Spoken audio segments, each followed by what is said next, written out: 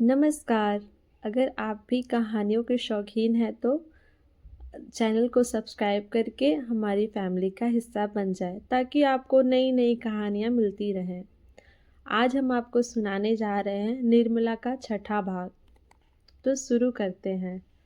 उस दिन अपने प्रगाढ़ प्रलय का सबल प्रमाण देने के बाद मुंशी तोताराम को आशा हुई थी कि निर्मला के मर्म स्थल पर मेरा सिक्का जम जाएगा, लेकिन उनकी यह आशा लेश मात्र भी पूरी न हुई, बल्कि पहले तो वह कभी-कभी उनसे हंसकर बोला भी करती थी।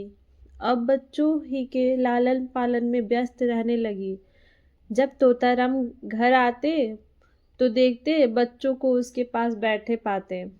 कभी देखते कि उन्हें खिला रही है, कभी कपड़े पहना रही है, कभी कोई खेल खिला रही है और कभी कोई कहानी कह रही है। निर्मला का तृषित हृदय प्रणय की ओर से निराश होकर इस अवलंब ही को गनीमत समझने लगा। बच्चों के साथ हंसने बोलने में उसकी मातृकल्पना तृप्त होती थी। पति के साथ हंसने बोलने में उसे जो संकोच, जो अरुचि तथा जो अनिच्छा होती थी, यहाँ तक कि वह उठकर भाग जाना चाहती। उसके बदले बालकों के सच्चे सरल स्नेह ने से चित्त प्रसन्न हो जाता था। पहले मनसाराम उसके पास आते हुए झिझकता था, लेकिन मानसिक विकास में 5 साल छोटा, हॉकी और फुटबॉल ही उसका संसार, उसकी कल्पनाओं का मुक्त क्षेत्र तथा उसकी कामनाओं का हरा भरा बाग था। इकहरे बदन का छरहरा सुंदर हंसमुख लज्जाशील बालक था, जिसका घर से केवल भोजन का नाता था। बाकी सारे दिन न जाने कहाँ घूमा करता। निर्मला उसके मुंह से खेल की बातें सुनकर थोड़ी देर के लिए अपनी चिंताओं को भूल जाती और चाहती थी इस बार फिर वही दिन आ जाते जब वह गुड़िया खेलती और उसके उसके ब्याह रचाया करती थी, और जिसे अभी थोड़े दिन गुजरे थे। मुंशी तोताराम अन्य एकांत सेवी मनुष्यों की भांति विषय जीव थे। कुछ दिनों तो वह निर्मला को सैर तमाशे दिखाते रहे, लेकिन जब देखा कि इसका कुछ फल नहीं होता तो फिर एकांत सेवन करने लगे।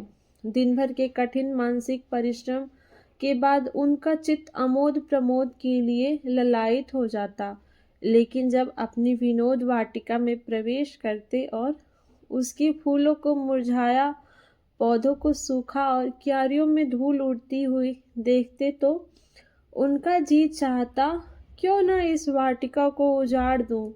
निर्मला उनसे क्यों विरक्त रहती है, इसका रहस्य उनकी समझ में न आता था।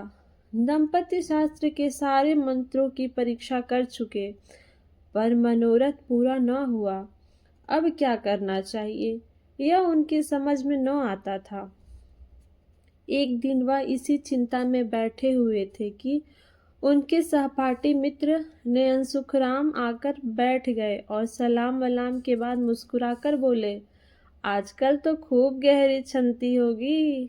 नई बीवी का आलिंगन करके जवानी का मजा आ जाता होगा। बड़े भाग्यवान हो भाई। रूठी हुई जवानी को मनाने का इससे अच्छा कोई उपाय नहीं कि नया विवाह हो जाए। यहाँ तो जिंदगी बवाल हो रही है। पत्नी जी इस पूरी तरह चिमटी है कि किसी तरह पिंड ही नहीं छोड़ती। मैं तो दूसरी शादी की फिक्र में हूँ, कहीं डॉल हो तो ठीक ठाक कर दो। दस्तूरी में एक दिन तुम्हें उसके साथ के बने हुए पान खिला देंगे। तोताराम ने गंभीर भाव से कहा, कहीं ऐसी हिमाकत न कर बैठना, नहीं तो पछताओगे। लौंडियों तो लौंडों से ही खुश होती हैं। हम तुम अब उस काम के नहीं रहे। सच कहता हूँ, मैं तो शादी करके पछता रहा हूँ। बुरी बला गले पड़ी। सोचा था 2-4 साल और जिंदगी का मजा उठा लूं, पर उल्टी आंतें गले पड़ी। नयन सुख, तुम क्या बातें करते हो।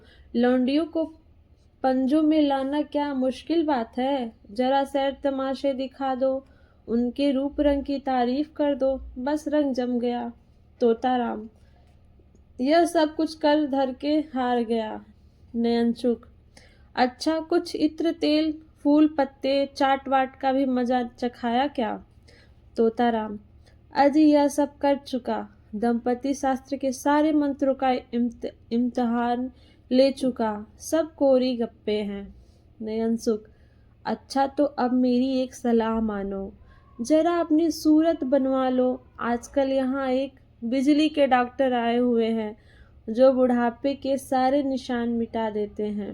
क्या मजाल की चेहरे पर एक झुर्रिया या सिर का बाल पका रह जाए। न जाने क्या जादू कर देते हैं कि आदमी का चोला ही बदल जाता है। तोताराम: फीस क्या लेते हैं? नयनसुख: फीस तो सुना है शायद 500 रुपये। तोताराम: अजी कोई पाखंडी होगा, बेवकूफ़ों को लूट रहा होगा। कोई रोगन लगाकर 2-4 दिन के लिए जरा चेहरा चिकना कर देता होगा। इश्तहारी डॉक्टरों पर तो अपना विश्वास ही नहीं। 10-5 की बात होती तो कहता जरा दिल लगी ही सही, 500 रुपये बड़ी रकम है। नयनसुख: तुम्हारे लिए 500 रुपये कौन बड़ी बात है? 1 महीने की आमदनी है। मेरे पास तो भाई 500 रुपये होते हैं तो अपने पहला काम यही करता। जवानी की 1 घंटे की कीमत 500 रुपये से कहीं ज़्यादा है। तोताराम: अजी कोई सस्ता नुस्खा बता दो, कोई फकीरी जड़ी बूटी जो कि बिना हर्रे फिटकरी के रंग चोखा हो जाए। बिजली और रेडियम बड़े आदमियों के लिए रहने दो, उन्हीं को मुबारक हो। नयनसुख: तो फिर रंगीलेपन का स्वांग रचो या ढीला ढाला कोट फेंको, तंजेब की चुस्त अचकन हो, चुनटदार पजामा, गले में सोने की जंजीर पड़ी हुई, सिर पर जयपुरी साफा बांधा हुआ, आंखों में सुरमा और बालों में हीना का तेल पड़ा हुआ। तोंद का पिचकना भी जरूरी है। दोहरा कमरबंद बांधो। जरा तकलीफ तो होगी पर अचकन सज उठेगी। खिजाब मैं ला दूंगा। 150 गजलें याद कर लो और मौके मौके से शेर पढ़ी बातों से रस भरा हो, ऐसा मालूम हो कि तुम्हें दीन और दुनिया की कोई फिक्र नहीं है, बस जो कुछ है प्रियतमा ही है। जवान मर्दी और साहस के काम करने का मौका ढूंढते रहो। रात को झूठ मूठ शोर करो, चोर चोर, और तलवार लेकर अकेले पिल पड़ो। हाँ, जरा मौका देख लेना, ऐसा ना हो कि सचमुच कोई चोर आ जाए और तुम उनके पीछे दौड़ो, नहीं तो सारी कलई खुल जाएगी और मुंह के उल्लू बनोगे। उस वक्त तो जवान मर्दी इसी में है कि दम साधे खड़े रहो, जिससे वह समझे कि तुम्हें खबर ही नहीं हुई। लेकिन ज्यों ही चोर भाग खड़ा हो, तुम भी उछलकर बाहर निकलो और तलवार लेकर कहाँ कहाँ कहते दौड़ो।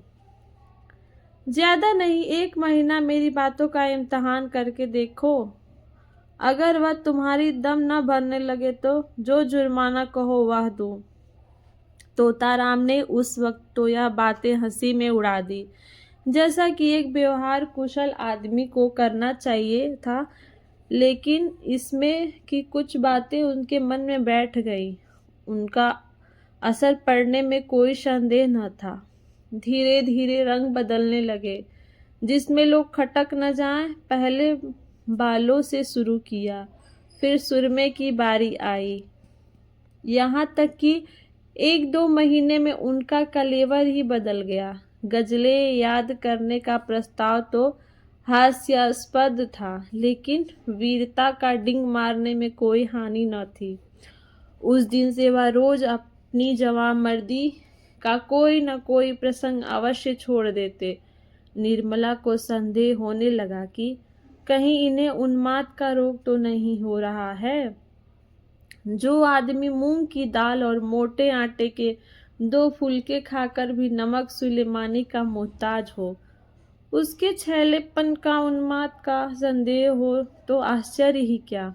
निर्मला पर इस पागलपन का और क्या रंग जमता। हाँ, उसे उन पर दया आने लगी। क्रोध और घृणा का भाव जाता रहा। क्रोध और घृणा उन पर होती है जो अपने होश में हो।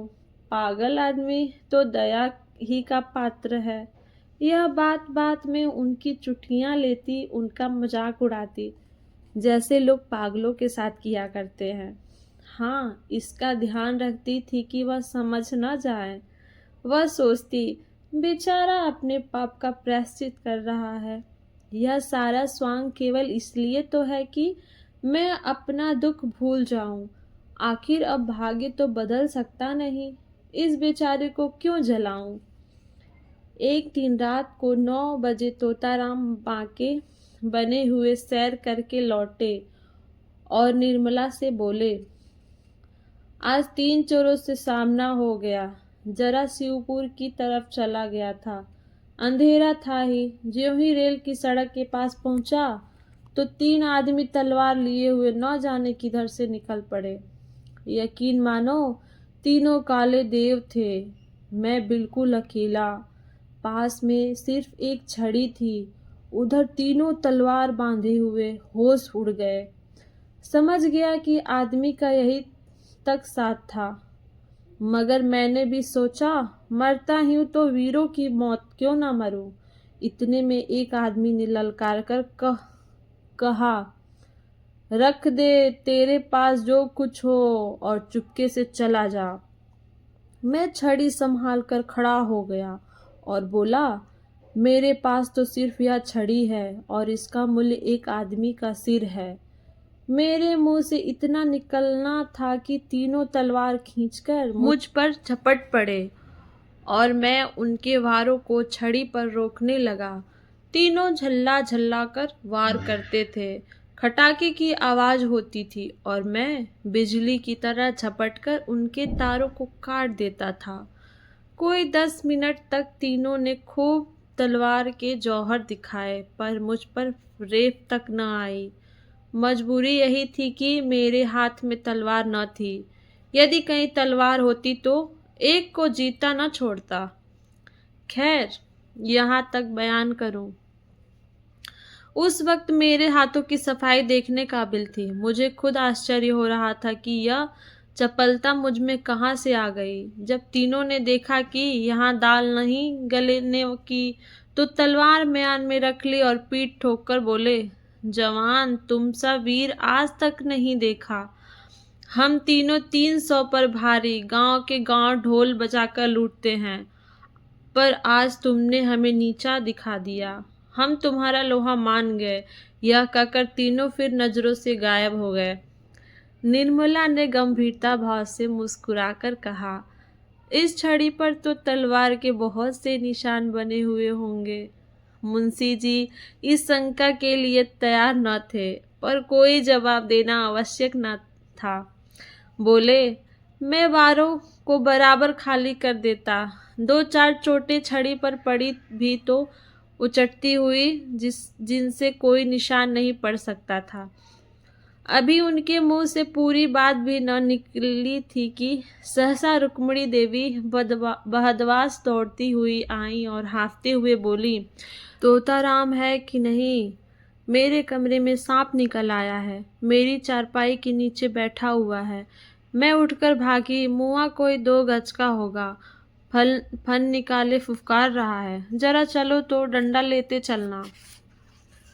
तोताराम के चेहरे का रंग उड़ गया। मुंह पर हवाइयां छूटने लगी, मगर मन के भाव को छिपाकर बोले, सांप यहाँ कहाँ? तुम्हें धोखा हुआ होगा। कोई रस्सी होगी। रुक्मिणी, अरे मैंने अपनी आंखों से देखा है। जरा चलकर देख तो लो। मर्द होकर डरते क्यों हो? मुंशी जी घर से तो निकले, लेकिन बरामदे में फिर ठिठक गए। उनके पांव ही न उठते थे। कलेजा धक धड़ धड़ कर रहा था। सांप बड़ा क्रोधी जानवर है। कहीं काट ले तो मुफ्त में प्राण से हाथ धोना पड़े। बोले, डरता नहीं हूँ, सांप ही तो है, शेर तो नहीं, मगर सांप पर लाठी नहीं असर करती। जाकर किसी को भेजूं, किसी के घर से भाला लाए। यह कहकर मुंशी जी लपके हुए बाहर चले गए। मनसाराम बैठा खाना खा रहा था। मुंशी जी तो बाहर चले गए। इधर वह खाना छोड़ अपनी हॉकी का डंडा हाथ में ले कमरे में घुस ही तो पड़ा और तुरंत चारपाई खींच ली। सांप मस्त था, भागने के बदले फन निकालकर खड़ा हो गया। मनसाराम ने चटपट चारपाई की चादर उठाकर सांप के ऊपर फेंक दी और तबातोड़ 3-4 डंडे कसकर जमाए। सांप चादर के अंदर तड़प कर रह गया था। तब उसे डंडे पर उठाए हुए बाहर चला। मुंशी जी कई आदमियों को साथ लिए चले आ रहे थे। मनसाराम को सांप लटकाए आते देखा तो सहसा उनके मुंह से चीख निकल पड़ी, मगर फिर संभल गए और बोले, मैं तो आ ही रहा था, तुमने क्यों जल्दी की, दे दो कोई फेंक आए। यह कहकर बहादुरी के साथ वो रुक्मिणी के कमरे के द्वार पर आकर खड़े हो गए और कमरे को खूब देखभाल कर मूंछों पर दाव देते हुए निर्मला के पास जाकर बोले, मैं जब तक आऊं मनसाराम ने मार डाला। बेसमझ लड़का डंडा लेकर दौड़ पड़ा। सांप हमेशा भाले से मारना चाहिए, यही तो लड़कों में ऐब है। मैंने ऐसे ऐसे कितने सांप मारे हैं। सांप को खिला खिलाकर मारता हूँ, कितनों को तो मुट्ठी में पकड़कर मसल दिया है। रुक्मिणी ने कहा, जाओ भी, देख ली तुम्हारी मर्दानगी। मुंशी जी झेप कर बोले, अच्छा जाओ, मैं डरपोक ही सही, तुमसे कुछ इनाम तो नहीं मांग रहा हूँ। जाकर महाराज से कहो खाना निकाले। मुंशी जी तो भोजन करने गए और निर्मला द्वार की चौखट पर खड़ी सोच रही थी, भगवान, क्या इन्हें सचमुच कोई भीषण रोग लग गया है? क्या मेरी दशा को और भी दारुण बनाना चाहते हो? मैं इनकी सेवा कर सकती हूँ, सम्मान कर सकती हूँ, अपना जीवन इनके चरणों पर अर्पण कर सकती हूँ, लेकिन वह नहीं कर सकती जो मेरे किए नहीं हो सकता। अवस्था का भेद मिटाना मेरे वश की बात नहीं।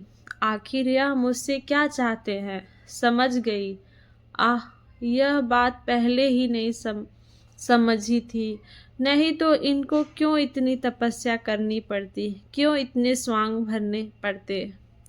अगर आपको हमारी वीडियो अच्छी लगी हो तो हमारे चैनल को सब्सक्राइब कर लें